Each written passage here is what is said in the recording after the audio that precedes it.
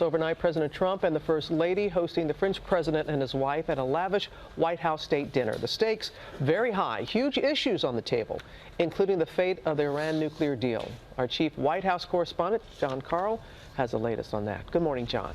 Good morning, Robin. The president had lots of warm words for the French president and a stark new warning for Iran.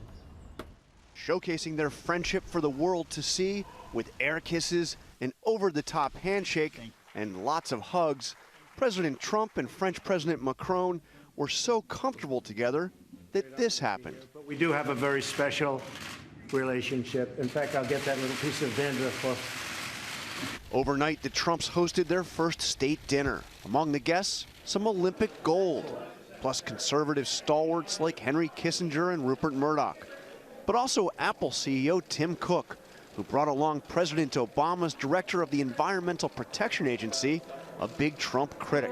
Among the pageantry, ceremony, and open displays of friendship with the French president, President Trump offered a stern warning to Iran. If they restart their nuclear program, they will have bigger problems than they have ever had before. French President Macron is in Washington with a specific mission, leveraging his personal bond with the president to convince him not to break the Iran nuclear deal negotiated by President Obama.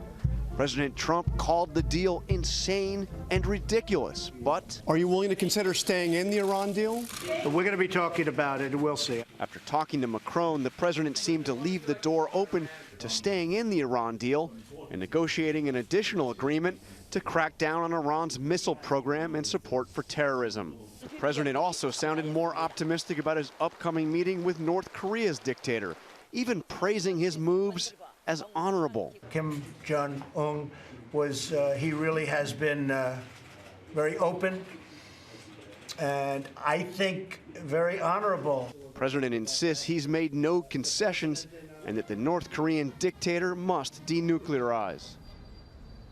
On Iran, the president has until May 12th to decide whether or not to stay in the Iran nuclear deal. What he will do is anybody's guess, but what he said, sitting right next to the French president, is that it's a deal that is falling down and, quote, should never have been made. Robin? And John, as you know, the administration facing another challenge this morning as a federal judge overruled its efforts to end the Dreamers program.